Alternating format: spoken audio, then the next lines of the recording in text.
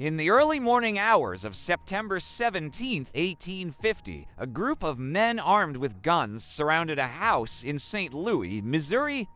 Their target was a runaway slave named Scott, who had been living in the house with a free black family for several weeks.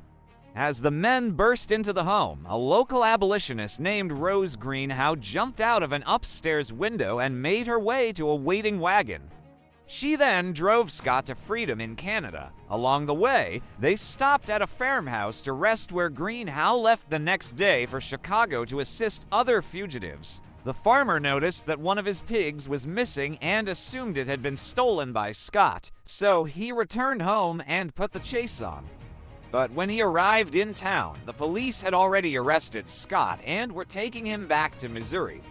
After hearing about this, Greenhow went to the jail and bribed the sheriff to let Scott go.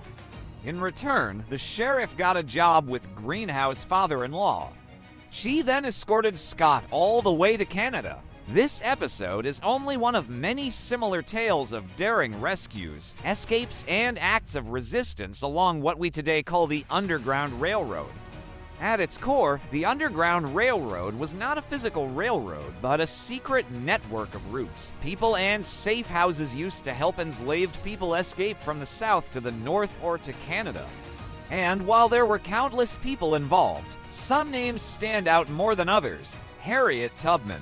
Born into slavery in Maryland around 1820, Harriet Tubman would go on to lead more than 300 fugitives to freedom using secret routes known as the Underground Railroad. She earned the nickname Moses for her leadership and ability to guide her people out of bondage.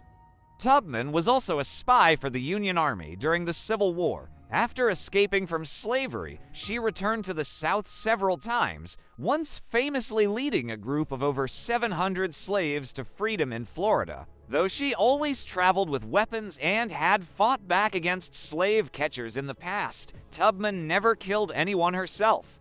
"I never took a life," she said, "but I did take property.